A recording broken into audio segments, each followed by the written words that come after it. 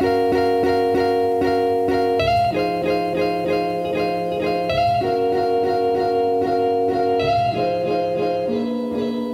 everyone, welcome back to the Commercial Real Estate Library. I'm Dama Tamanawala. You know my co-host Garrett McGillivray, and sitting with us today is Brad J. Lamb, the CEO and founder of Brad Lamb Development Corp, Brad Lamb Realty. I don't know if the J's in there for... Yeah, it's Brad J. Lamb Realty and Lamb Development Corp. Okay, yeah. Gotcha. Everybody knows who you are. My fiance, we walk by your building all the time because we live downtown, and she says this is like her dream office. Like, I can't imagine a cooler spot to work and hang out. So anyways, we appreciate your time today. There is a lot to talk about on the condo sales side, a lot to talk about on the development side. So we want to get into it. But first, for the 1% of people who might not know you, or maybe people outside of Toronto might not know you as well, I'm just going to read a little bit from the career section of this Wikipedia page. Before we started, Brad was telling us people like to edit this in the wrong way. But so Lamb went to work for Harry Stinson's real estate company in 1998 and became a specialist in selling condos. 1988. 1988, that's my bad. In Toronto, he quickly became Stinson's top agent, making $250,000 in his first year. In 1995, he left to start his own firm, Brad J. Lamb Realty. In 2001, Lamb founded Lamb Development Corp. I'm going to skip ahead here a little bit, but in 2007, at the height of the property boom, his company's agents sold more than 2,000 condos worth over $800 million in 2007. That is absolutely nuts. When the market slowed in 2008, the firm still moved about $525 million in real estate. His agents have sold over 22,000 condos for over $8 billion as of 2016. I'm sure that number. So I'm going to correct you. It's 32,000. 32,000. Yeah. Bang. That's like half of Toronto right there.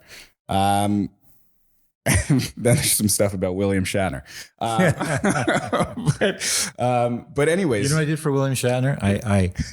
So the story there is that when I did this project in Hamilton called Television City, I had the idea, the thought, well, you know, it's called Television City because it's an old television studio. CHCH Studios, what we bought to do that building, those buildings.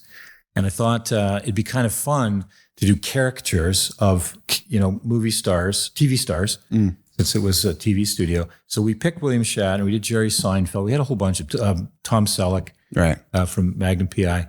And we had their face on the floor plan, and we called the unit the Selleck or whatever, right? Or the Seinfeld or whatever. We sold the building, nobody said a peep. Right. And then somebody, you know, who trolls me saw, because it was on the internet, right? The images or the floor plans, and they sent it to William Shatner. Yeah. So William Shatner had none of the other TV people had why would they care? It's Hamilton project, right? Probably good. And he got he took a bit of umbrage to it, right? You know, and so we had this sort of thing back and forth. And I said, look, just take it down. I mean, we just immediately took it down, redid it. Right. Who cares? It had nothing to do with selling the building. Did anybody come to you and say, Brad, I only bought this because William Shatner? Yeah, that was it. That was the reason. It was really more for, it was more for them, you know. Right. It's just a fun thing. Anyway, so we took him down, redid it. And in the end, I gave him $10,000. He has a horse charity.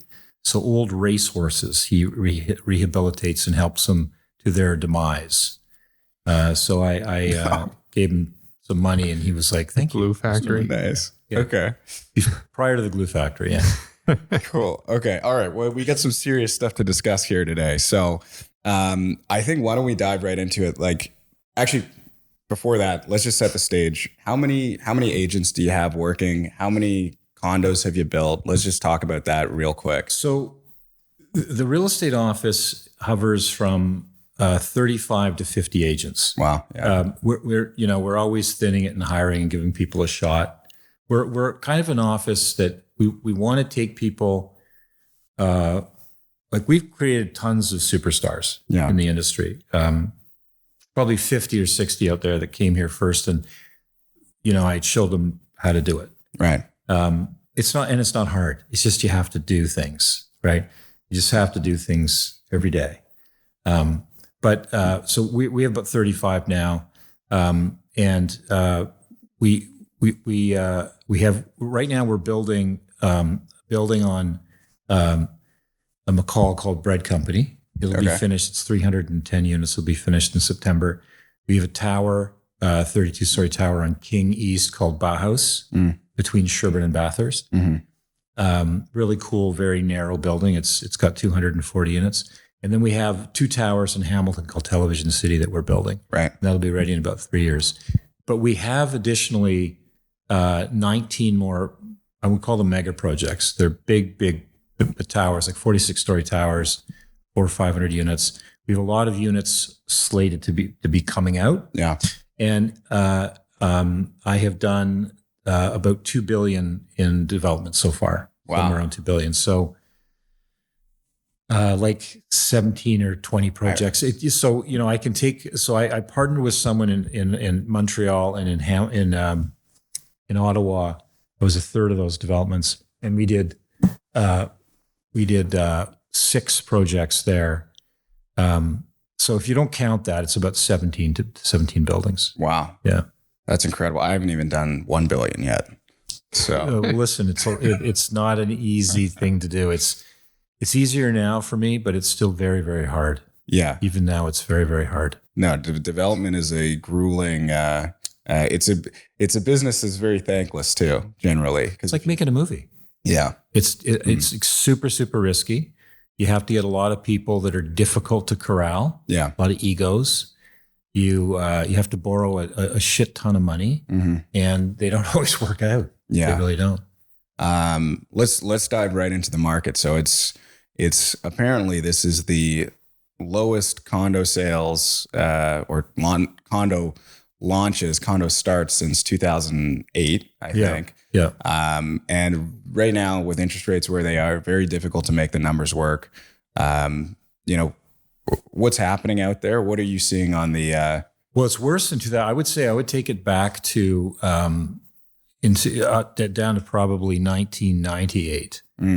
So that quote was because so prior to 2008 it was good. Right. So you have to go back to the last time, when the numbers were bad, and it's the 90s. This is the last 2.5 years are similar, but not as bad to the early 90s, which is Armageddon for real estate. So we're out of it. Like we're now here, and we're largely out of it. But to get through this, destroyed a lot of businesses. Right. Many businesses that you don't even know about how badly they're destroyed. There's many REITs that were commercial REITs, retail REITs, res REITs that are never going to recover. Yeah. Never. There's commercial REITs, guys that were billionaires owning these REITs that are not anymore, not even close. And they're not going to re-billionize. No, and it's decimated the consumer. It's definitely affected your income stream for sure. Yeah. You've probably had better years in the last couple of years. For us, our income stream comes from my resale office selling resale homes, like the 35 guys. Comes from my construction company building things. We make money building our buildings. We have our own construction company, or I have my own construction company. I have a staging company. I have an investment company. I have the development company. So 60% of our entities made no money in the last 2.5 years. And this has been the hardest 2.5 years, I would say, of my career in terms of maintaining a positive attitude every day. Right. Because it's nothing like coming to work every day and nothing's fucking happening. The only thing was happening, which is very positive, I told you earlier, we've got 19 big projects, about $6.5 billion in development coming very soon. And so we've taken the last 2.5 years to get that all rezoned. Right. So we've gotten like this, I own this block here, and this is the council meeting away from being rezoned. Right. And so that was a lot of work. And every time you rezone something, you add value to to the land. Obviously, this would be more valuable as a development site than as a bunch of warehouses that are rented to tenants, right? Yeah. So all that was really positive. So I would say like my net worth went up, but the cash flow situation for people in the real estate business has not been good. Yeah. And I think that I don't think that the Bank of Canada, they kept sending me. I've been on some of their policy meetings where they bring in a bunch of Toronto Canadian business people at a table, and they ask everyone to talk about what they do and their business is like, and what the Bank of Canada do to make it better, and so on. And so I got sent one thing. Yeah. Well, now it's pretty simple. It's for the Bank, it's pretty always one. It's always really just the one thing, right? But so they sent me surveys every 2 months, and they say, well, how much is your business down? I'd say minus 100%. Right. What do you mean? Well, if our business of developing is selling new condos, we haven't launched a new condo in 2.5 years. So our business is down 100%. Right. It's zero. Like Right. we're not selling any new condos. Well, we're not selling Qualify for CERB. because we're should have we're not selling any because we're not bringing them to market because they would have just failed over the last 2.5 years. Right. So now the good news is that there's two things that have happened. The first thing is that if you give people shit to eat every day and that's all they get is just shit, eventually they'll eat the shit and not care. Right. Right. And that's what happens with interest rates. If you give people elevated interest rates for a long period of time, that's all they know. Right. They have to live their life in that environment. And we've had high interest rates for a fairly sustained period, and people are now learning to live with it. So that's one reason why the market's going to recover regardless, because people like if my 5-year rate is 5.85 or 6.2, Yeah. it is what it is. I got to buy a house. yeah. I got a wife. I got 2 kids. I got to move them. My life can't sit on hold for 3 years, right? Right. So people are now re-entering the market because they're desensitized. And also, some of the people that are entering the market never knew rates at 1.5%. Right. They weren't looking then. All they know is rates are 6. That's what they know. So they factor that in terms of their amount of money they want to spend for housing and the amount of house they want to buy, right? And the second thing that's happening is that the economy's wheels have completely fallen off. There's no doubt about it. Not as badly, perhaps, as like the early 90s, because we've had a 10, 12% drop in real estate values. But for sure, it's bad enough now where rates will start falling. If they don't fall in June, they'll fall in July or September. They are going to start falling. Even if the states don't drop theirs? We don't need the U.S. to drop rates, Right. for us to drop rates. What we can't have is a 2% variance between the U.S. and Canada because our dollar would drop to 50 cents. Right. But yes, we can. So according to a bunch of economists that I've personally talked to, 0.75 of a point is fine. And that's likely what's going to happen. We're likely going to get 0.75 of a percentage point ahead of them, meaning we'll drop 0.75 and they'll drop nothing. Yeah. Or they'll drop, right? I think the U.S. economy is far worse than they know, right? Because the problem is you can't measure the equities market. The equities market's predicting the future, Right. right? You have to look at the real estate market. You have to look at small businesses. Small business bankruptcies are up dramatically in the United States. They've seen some bad employment numbers the last 2 months. I think finally it's catching up with them. And you can't look at NVIDIA as a measure of the U.S. economy. Right. Or you can't look at, Amazon necessarily, because Amazon has a lot of other businesses other than the shipping packages. But there's like in the U.S., most of the new jobs are service and government. And it's the same thing in Canada. A lot of our new jobs are service and government, right? So bar jobs. Like 30 to 40% of new jobs. It's like, And they're not jobs. Those are and part-time jobs aren't jobs. You want jobs that pay well, that people can formulate a career with and ultimately end up buying a home with and doing all those things, forming families and so on. So the good news is we went through a shitty period, but it's now, I can absolutely see it changing. And for that reason, we're launching our first building in 2.5 years on June 10th. Wow. Yeah. Yeah. That's amazing. And by the way, listening to this is giving me hope. This is very exciting. I want to believe you. I'm still a tiny bit skeptical that there's a bit of catching up to do.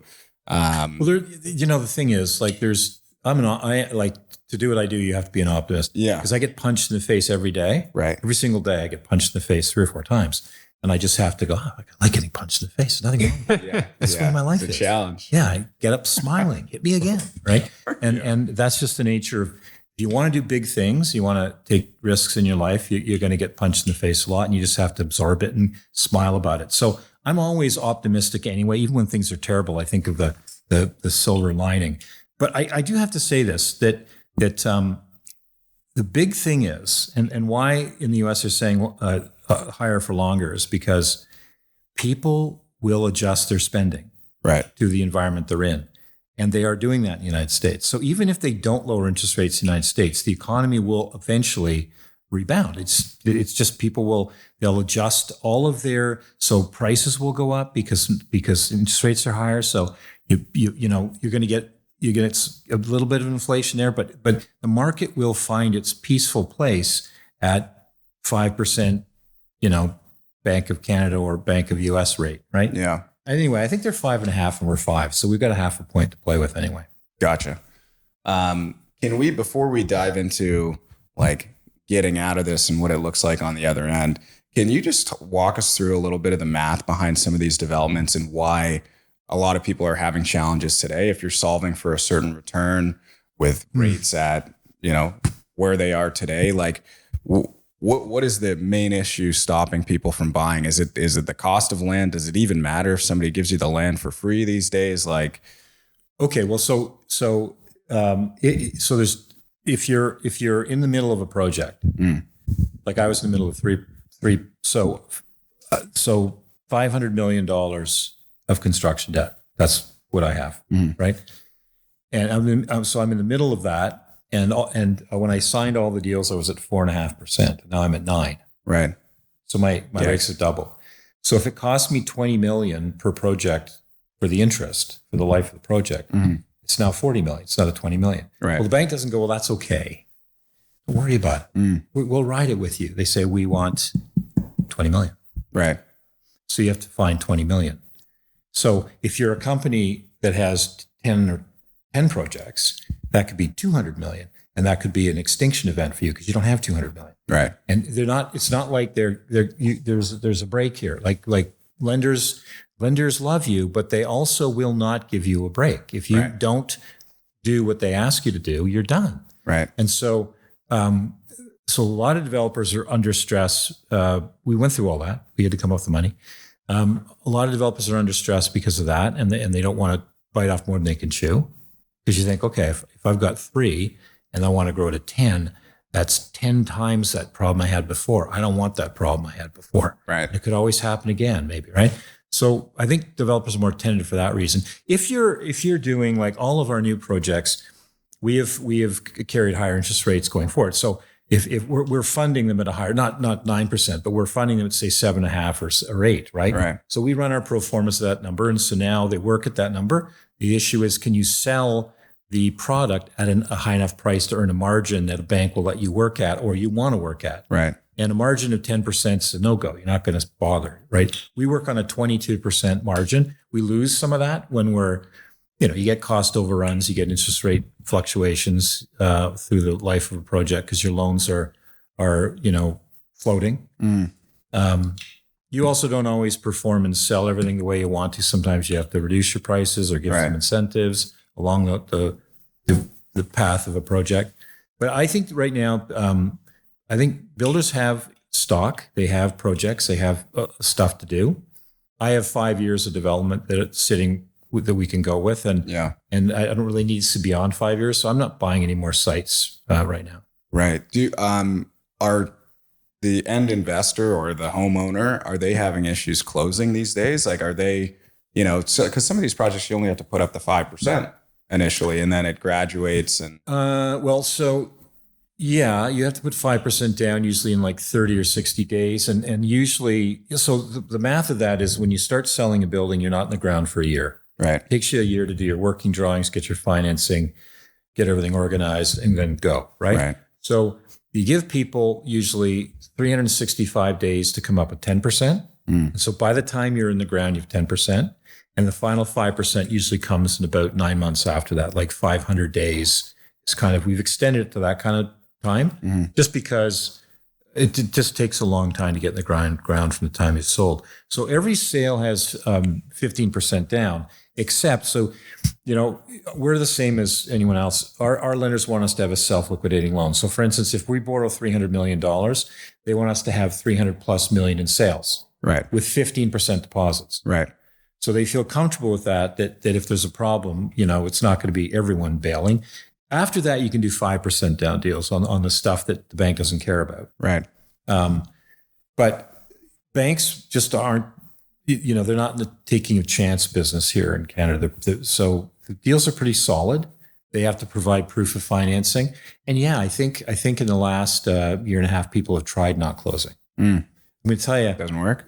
It's a very expensive. I'll just tell you a story for us. Someone bought a unit, one of our the units left over in Ottawa, and they bought it, and they bought it in September, and they went through this arduous process to decide to go firm. They went firm. I said, okay, be firm. Here's your closing date.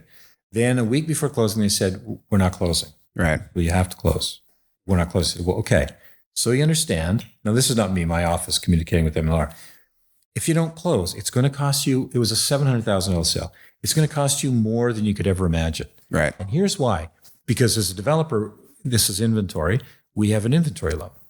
So that entire unit cost us money at X percent, 9% inventory loan, plus condo fees, plus taxes for however long it takes us to sell. And we're going to try to sell it. Right. But however, and if the price is less than you bought it for, that's on you. Right. So we sold that unit, went firm this week. Okay. So September, October, November, December, January, February, March, April, 8 months. Right. Okay. So it's 120 grand. So their deposit was 120 grand. Right. And they had sold a property to get the deposit together to buy this. So their entire deposit is gone. Yeah. And we're going to litigate. Like, this is the thing. Like, people have to understand, and we have to do this, because if you don't, and then people say, well, I just got out of that deal, it wasn't a problem at all. Yeah. We litigate forcefully, and all developers will litigate forcefully. Right. They can't have people walking from firm and binding agreements. Right. They can't. So we have great lawyers. They do end up paying. They do end up losing huge amounts of money for not closing. Right. And we always tell people that, and they're always, fear is a really strong emotion. I'm just picturing somebody listening to this in their car, and they're like, shit, I guess I'll close. Yeah, well, the thing is, there's fear, right? The fear is, well, if I buy it, what if I lose money? It's like, okay, I get that fear. It's an illogical fear, because over time, real estate in every country, even in Serbia, where they've had a massive war, prices are very high. They always rise over time. There's little blips where they fall, they rise over time. It's an inflationary product. Brick costs more every year. Right. So do electricians. Never going to go down. Okay.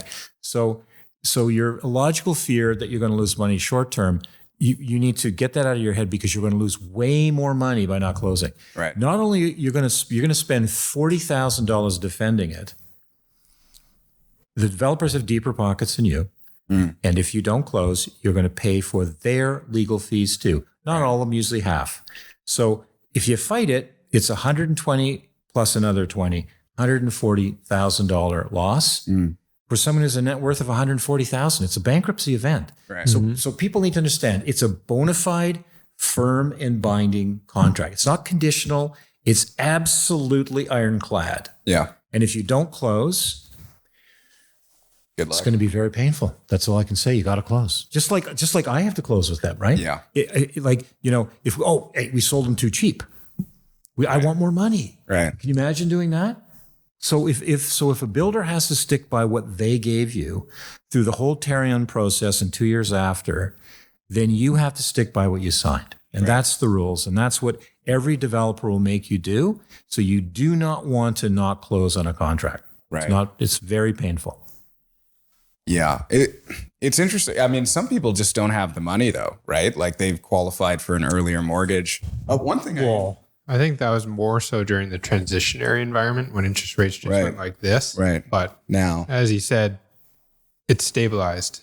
Like they're not moving as significantly. So Right. Well, people have been- listen, like I hate when my office comes to me and says, yeah, unit 401 can't close. I'm like, Yeah. sucks. nobody wants to be that guy, Yeah. but we can't allow people to bail. So yeah, some people go bankrupt. They lose their money, they lose everything, and then you garnish them, and they're paying you forever. Like it's not so. This is what I'd say: don't fucking buy a condo if you can't afford it. Yeah. I don't want you to buy it. Don't buy it. Don't think, oh, my friend talked me into it. I've heard so many excuses. I was told I could flip it. No, you weren't. No, you weren't. Because everyone comes to us and says, can they flip it? No. The answer is no, you can't. So if you come to us with a contract and you sign it, once it's firm, you are closing or it's going to hurt. Yeah. Yeah. Are you concerned with, like, in our little Canadian society, we've got 5-year mortgages from like 99% of people or whatever it is. And then what was that story? I'm going to butcher it, but it's like some insane percentage of these mortgages are rolling over by like the end of this year, and everybody who's No, so 50% have already rolled over to the higher rates. Right. And there's a further 50% over the next 2 years. So just think of that. Over half of Canadians have eaten it. Right. And they're okay. Right. So this is what I'm saying. The other half will eat it and they'll be okay. Right. They will be. There'll be a few people that will lose their homes. And by the way, I'm not saying that lightly, that it's a problem if you're losing your home. But what I'm saying is an economic problem for Canada, I don't think that's a problem. I don't think that there's going to be like a mass dumping of homes, because it didn't happen over this 2-year period. I don't think it's going to happen over the next 2. I think that the longer you have to prepare for that event, like if 3 years ago when this started, you had a 5-year mortgage, right? You're like, oh, I'm good for 5 years. You've had, yeah. So now you see it coming up. You go, okay, honey, we got to start saving money. We got to plan for this because this is coming up, right? Mm-hmm. So I think that most people will prepare for that. But doesn't mean that the Bank of Canada shouldn't be lowering rates. They should be lowering rates, not because it's going to make consumers better off, because it's what the economy is calling for now. So is the prediction from like the major banks or from you? Is it June? Is it 3 months after? It's June 3rd, I think. It's going to happen. Oh my God, that'd be amazing. I would bet. Nice. I would bet. I feel 100% that June 3rd or 5th, whatever the meeting is, I think it's the 3rd, it's going to happen, June. Wow. Okay. Yeah. Even the cost consultants and everything are all building that into their performance. I got to call up Ron Butler. The only thing that would change it is if there was some strange economic number that shifted. So oil prices are falling. Right. Construction material prices are falling. Labor contracts are stabilizing. You're not getting the big increases in labor rates. Food prices are stabilizing. There's not really anything. So, obviously war could break out of a worse war in both war zones, could make oil spike. But I think most people are feeling like oil is going to fall a bit here. Right. So I don't see anything that will change that, but there's always, So this is a thing, right? You always have to be prepared for the worst thing to happen. So yeah. From what we know today, it's going to happen in June. I'm curious if the market just takes off at that point. It will take off. That would. I'm selling some inventory. I had an offer on a property last night for $930,000. It's a good price. I think it's a good deal. And I said no, we wanted $960, but I said okay, $935 is absolutely the bottom line. I think I've given plenty, and I think it's fair value. It's a beautiful building, beautiful unit, and they backed away, right, for $5,000, right. And so my head of new sales said, "You're going to regret this, because every day after this, prices are going up. Every day after this, you're going to pay more money." Right. So, if there's a change in rates in June, this won't go for $935; it'll go for $970. Right. And the reason why it will is because there's a ton of people sitting on the sidelines who are looking to buy casually. They're kicking the tires, and they are afraid. prices are going to go lower. They're afraid that if they wait, they can get something lower. Yeah. Right. And that's not happened in the last 6 months. Actually, prices are like, if you sell something, you get a little bit more money the next deal. Right. A little bit, not a lot, a little bit. It's climbing a bit, right? So he said, like this is not a smart move because you're gonna pay more money. Like when you find the next thing, take you a couple of weeks. Right. You go through a negotiation, you're going to pay more money. And this is what's happening, right? So people are out looking. They think that the more brave souls are there doing it now. Yeah. And the less brave souls are going to come out when they see rates fall, like, that's the start of prices going up again. Yeah. And that's why I think they'll jump in, because they're afraid prices will rise. Yeah. Yeah. That'll be an exciting day. Okay. So you strike me as, I'm not sure, I was kind of on the fence. I'm trying to get a read. Are you a jug meat guy? Are you a Trudeau guy? I'm just kidding. Yeah. So I am neither guy. Yeah. Not the jug or not. No, I'm just kidding. So a couple of weeks ago, they announced this, terrible federal budget. Like everybody in the business community is aghast. I personally think I missed out on like at least $500,000 like in a day, just erased from something that we had under contract. But so with this budget, the big thing was the increase to the capital gains inclusion rate, going from 50% to 66%. Yeah. How does that impact the development landscape? Things that you're targeting, like sales that you have, but then also the retail investor. How does that impact things on your end? Well, so this government is filled with liars. Right? I've never seen a federal government as bad as this. Yeah. He is the worst prime minister, perhaps the worst leader in the history of the modern world. He is a terrible, terrible, terrible leader. Yeah. And they're trying to sell it to Canadians that this is fair. The top tax rate in Canada is 54%. There's nothing fair about that. You're paying more than half of your taxes, half your income to taxes. And then on top of that, there's carbon taxes. If you buy a gallon of gas in the United States, if you take it's very tricky. We pay by liter. Right. People aren't good with that stuff called math. So when you take that and you figure out what the price of ours is versus the US, we are twice the price. Really? Yeah. Holy shit. Mm-hmm. Well, they're like $2.50 a gallon. Wow. Yeah. We're like $1.20 a liter. Yeah. There's 4.5 liters in a gallon. Yeah. I drive a Tesla, so I don't know. We're so stupid here. Right? We don't realize how overtaxed we are. We are one of the most overtaxed countries in the world. Yeah. And they want to tax us more. Yeah. And the thing about the thing that's terrible with the capital gains tax is that, there's this kind of like, I believe, and I listen very carefully to all the media drops, because the federal government owns the media. They give them money now, so they all suck up to him. That's why our media has changed to be like all about Trudeau. Even the Globe and Mail is sucking up to Trudeau. Yeah, right. It seems the Financial Post is the only one that's it's the only one that's in the National Post. Right. Yeah. So they all get money from Trudeau, and so they'll lose the money if they step on Trudeau's feet. Right. So they do his bidding. But what's terrible about this is that many new Canadians, Indians and Chinese, and before that Italians and Portuguese and all of them, they come here and they're not often trading securities, right? That's just another level of sophistication that you gain over years of working as an investor. It's one of the probably last things you get into, but real estate's really simple for people to understand. And so you get people who are new Canadians that, like when there were taxis, all the taxi drivers knew me because I had tons of billboards and garbage cans. So I was very famous with taxi drivers. Mr. Lamb, so nice to meet you. And they would tell me their life story. And I can't tell you how many would tell me they bought a house.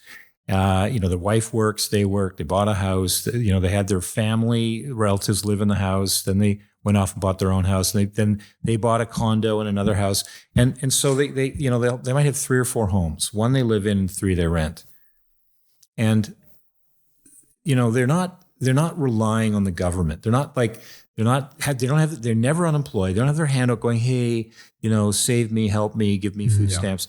They just want to work because they come from a place where it's not possible ever to get wealthy, and they see the opportunities here and they go for it, and they struggle. They as Warren Buffett calls it, it's decreased consumption, or he's got a term for it, but they just live with less. Right. They decide to, eat healthy, but they find cheaper places to get it. They don't go for dinner. They don't buy Starbucks coffee. They don't go on trips. They bear down for their family, and they end up owning real estate.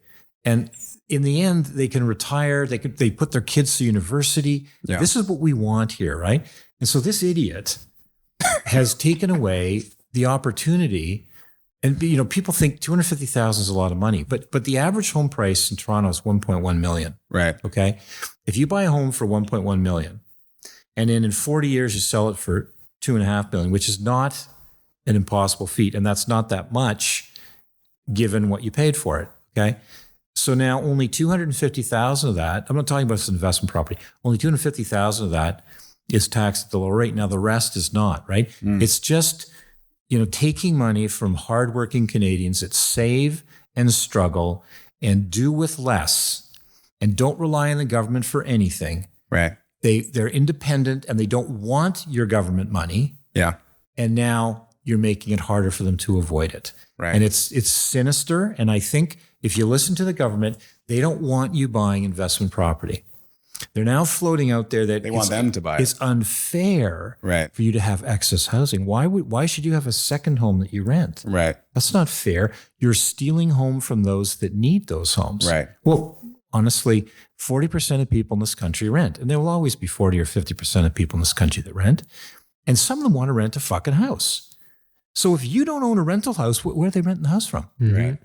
It's part of the market. Yeah. We need people to be intrepid and take a chance and buy a house and rent it to some family who then gets the benefit of living in that house for a long term. They grow their kids and whatever. And there's people that want and need that. And to imply that in some way that's sinister and that there's some bad thing about that, or that you're stealing homes, is bullshit. And this is what they're trying to. So they're all of this is a plan. Okay, this is all a Trudeauian plan to diminish our lifestyles, take money out of our pockets, redistribute it to other people. That's what he wants to do. And he's just destroying the fabric of Canada with this. Yeah. And it used to be, not only like 6-7 years ago, it felt like there was a lot to strive toward. Mm-hmm. The energy was different in the environment. You felt like you could produce, you weren't demonized. And now I would be shocked if doctors have come out and been like, this is horrible. Why would I work here? Already I shouldn't even be working here. But I think we're going to lose a lot of talent. But for sure you are. I can tell you right now that why would you start a startup in Canada now? But when the US is right there. Yeah. We're looking at ultimately moving our enterprise to the US. Wow. 100%. Wow. Yeah. I can't do it quickly. I have too many things going on, but this guy, yeah. If he wins the next election, if he does win the next election, I'm out. Yeah. I'm 100% out. He's going to ruin this country. I could get on that program. I could stay in your guest house maybe. Yeah. Not for free. Yeah. He'll be your landlord. Yeah. Sorry. I just back to that question though, in terms of how the increased inclusion rate, do you think that will are you now building that into your business? No, I'm not. So my home is owned by a company and I rent from that company. My cottage is owned by a company and I rent from that company, and we rent it. I would say 98% of my wealth is held in companies. Right. So if I buy a property and I declare it to be a rental property for the long term, then I'm paying a capital gains rate on 26% instead of 54%. So as a company, it has less of a bearing on me than it does on the general consumer. And there's nothing I can do about it. There's no estate planning or planning you can do to avoid it. It's a tax. But if Pierre Poilievre, who I believe is the potential savior of this country, in from woke politics, from insane things going on in universities, from being overtaxed, from carbon taxes, from destroying the oil industry in Canada, which is a very important industry. And it's so crazy to destroy this industry when China and India are burning oil like motherfuckers anyways. Nothing we do here matters in terms of global warming. So we're going to destroy our biggest industry. So like all of that, I think will be reversed under a new government. And so I think this tax will be reversed if we have a change in government in a year.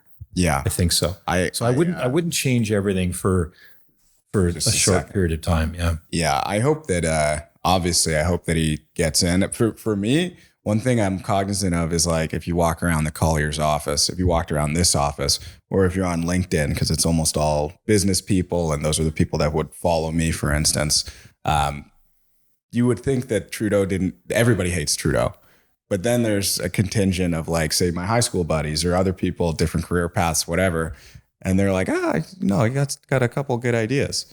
So I'm just hoping, it's like you have the echo chamber. It's like in the U.S., they have the worst president in the history of presidents. These two together are bobbleheads. Right. But even down there, if there's an election today, it would be like 51-49. Yeah. Yes. It's never going to be it's never going to be like, every seat is going to be blue, right? But what I do think, the last election, the Conservatives actually won on the popular vote. They got more votes than Trudeau did. But on the seat selection, how that happens, they lost. This time around, I think if you look at a seat count, I think they are I think they are firmly in the lead. But of course, it's a year and 4 months, 5 months away. Yeah. And a lot of stuff can happen in a year and 5 months. And some good things can happen to make Trudeau look better than he does now. If they don't get a majority too, if Pierre wins without a majority, can he reverse a lot of the, horrible things? Well, he would have to line up the bloc and I think the bloc, I think Quebec can't stand this guy either. Yeah. I think he'd have to get, and I don't know if that spinoff from the Conservative spinoff even exists anymore. The one that PPC. Yeah, he wanted to be the leader, and Maxime Bernier. Yeah. If he can get Maxime Bernier to come in, and he can get the bloc to come in, then he probably has a shot of running a minority government. Can we? I got a couple more questions, but do you want to? I was just going to say, we've been talking a lot about politics.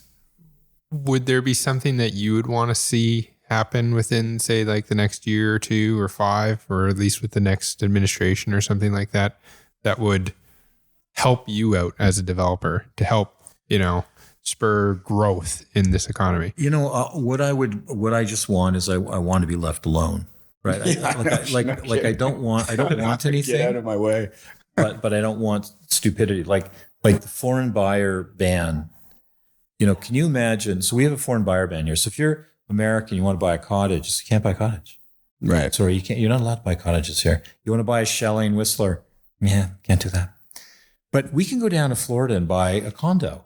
Mm-hmm. No one says a word. You can go down to Arizona and buy a golf villa. Nobody says a word. You can go to France and buy a beautiful estate in France for a quarter of the price it cost here in Canada from the 1700s, like a chateau for $4 million. And no, it's fine. They love you. We want you here. In this fucked up country, we've banned foreigners from buying a home. Yeah. It's absolutely bananas. And the fact that people aren't irate about this just blows my mind. But all of that stuff, all of that stupid, empty house tax. Nobody has a fucking empty house. Well, why would you buy a home and keep it empty? Right. You'd be an idiot to keep it empty. It's not empty. You might be between uses, like maybe your parents died and if you're dealing with the estate and you got to clean the house up, or maybe a tenant left, or maybe you're a developer and you have inventory you can't sell because the market's shit. Nobody keeps houses empty. You'd be an idiot. You can rent the house, right? Yeah. This is my life story. Yeah. No. So really what I want is government to leave us alone to create and build businesses in this country for the betterment.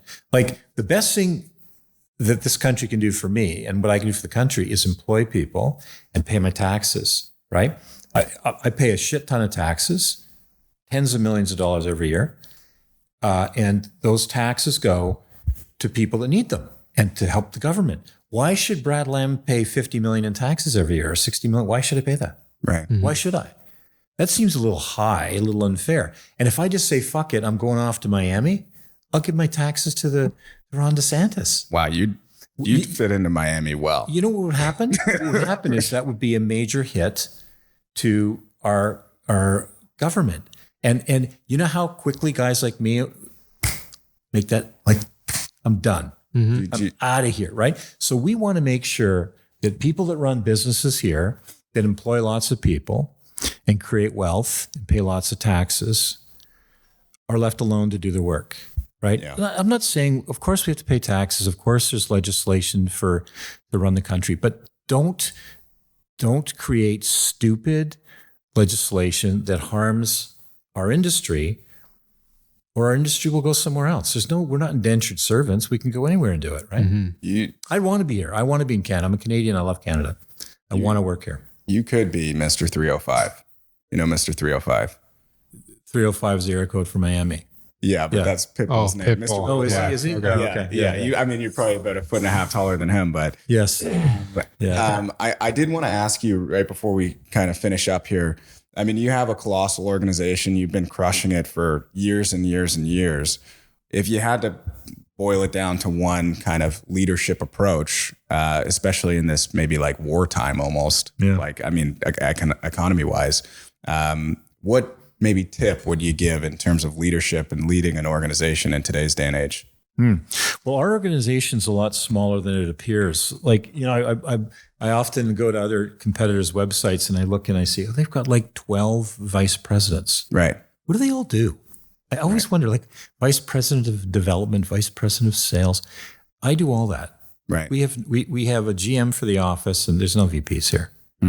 So, like, I don't know what I would say to people if they want to create wealth and try to do something with their lives business wise, is that you've got to work really, really hard. I mean that. Like, a lot of people think they work hard, but it's not easy, right? It has to be a total dedication, and you have to really, really know what you're doing, and you have to make whatever you choose to do. You have to become a student of that and invest many, many, many, many, many hours. I've been doing this since 1988 at a very high level. Like, as you said in the start of it, I sold 50 homes the first year in real estate, which I don't think many people do. And I knew nobody. I didn't have any friends or family to help me. I just went and did it, figured it out, right? And at one point when I was just an agent, I was doing more than 200 sales with myself, doing them with an assistant, not a selling assistant, a personal assistant. Right. 200 homes. That's wild. It's a lot. Yeah. So I would just say that every day of the week, basically, it's got to be an obsession. You got to put it all out there. I think that's important. But also, I think you got to be the kind of boss. Like, I have a temper, but I tend not to yell at anybody. Right. I think you can tell when I'm speaking if I'm serious. Yeah. But I don't want to have my voice get to that point where I'm yelling at people and scaring people, making them happy. So I think you have to temper all that stuff and try to be a calm, cool leader. And I think people will follow you more and do more for you if you're a nice person than if you're not. And so you hear a lot about successful people and people that work in their offices say they're assholes. There's no one here that works for me in my office that would ever call me an asshole. Or they'd be fired on the spot. No, they actually wouldn't be. I'd say, well, why do you feel it? Why do you feel that way? So, but they wouldn't feel that way because I'm not. Like, I'm very fair and I try to listen to people and I don't expect perfection. I don't think that's reasonable that people are perfect. And I think that if you can build an enterprise where people like you and want to work for you, they stick around longer, and you get more out of people with time, right? They get better and better. So you get the benefit of their knowledge rather than you training someone and then they go somewhere else and take that, right? So, like, we have people that have been here 25 years. Like, Yeah. The guy that runs my new sales department came when he was 21. He's 40. Wow. He started off with my personal assistant. Now he runs the whole new sales. Was he the guy with the 200 units? 200 sales a year? Was he the personal assistant that you had? No. That happened when I was just a real estate agent, and I was working at Harry Stinson Real Estate. He came along when I moved to King Street down here, and I was 40. Gotcha. Yeah, I know that I turned 40 because I had a party. I had a nightclub at the time, and I had my 40th birthday party in that nightclub, and I remember where my office was because it was near the nightclub. What was the nightclub? It's called Temple Bar. Okay. Temple Bar. Yeah, it's down. It was an Allied property. If you go down an alley just down here in King West, it was a little bar just off the side. I wanted a sneaky, hard to find bar. Yeah, which is super cool, but it was hard to find. yeah. That's the problem. Okay, just before we finish up, you've been very generous with your time, and we appreciate it. I'm sure the audience appreciates it. What's the condo site you're launching soon? Just like if there's anything we can call attention to, sure. People should focus on. So it's a project called REINE, REINE, which means Queen. It's on Queen Street in Streetsville. It's our first Mississauga project. It's 460 apartments, 330,000 feet. It's a big building. It's beautiful. A lot of terraces. Everyone has a balcony or patio or terrace. We start in the mid 4s and we go up to 9s. We have really something for everybody. And we are currently doing our reaching out there, letting people know about it. If someone is interested, they can email our head of sales. It's Ryan at bradjlamrealty.com, and they can say they're interested. But it is like there's never been a condo in Streetsville, and if you don't know Streetsville, and lots of people wouldn't, it's a little village within Mississauga, and it feels like you're in like a little, those sweet little country towns or American towns you see in movies and stuff. It's kind of like that. Right. And the Credit River flows through it, and you can like kayak on the Credit River, and there's beautiful parks. So yeah, on the 10th of June, we're bringing it out to sell. And if anyone's interested, they can get information from there. Right. And if rates haven't already been cut before then, they will be shortly after. So get in while you can. Yeah, I think what people should realize is that what interest rates do is they slow down the economy. That's why they do it, right? And it definitely is now catching and grabbing the economy and bringing it down. Oh yeah. And so interest rates are going to fall, and you don't want to be doing it after they've fallen. It's fine. It's not like something will be $1 million, it'll be $1.5 million the next day. But what'll happen is that the house that you want to buy for $1 million, and you've been dicking around because they want $1.5 million, they'll get $1.5 million. Yeah. Because there'll be 3 more buyers for it, and someone will pay the $1.5 million. Yeah. And that's really how it works, right? Like if you're in a market right now, and we are, where you have no competition generally when you're buying a property, that's a great place to be. Yes. Just 2.5 years ago, there was 5 or 6 people that wanted that property, and it went for more than asking, right? We were the land of rising prices. Now we're kind of in that stable zone, and I think it's a great opportunity. Some people will listen, some people won't, but I think you'll rue the day if you didn't listen, because prices are on the way up. It's making me feel very good. Last question before we close up. What does the J stand for? John. Okay. My name's actually John Bradley Lamb. Oh. But my parents called me Bradley, and so I went by Brad Lamb. And so why put the J in there? You just wanted the J. It sounded more preposterous at the time. I like it. Well, thank you so much for your time. You're welcome. Thank you, Brad. You're welcome.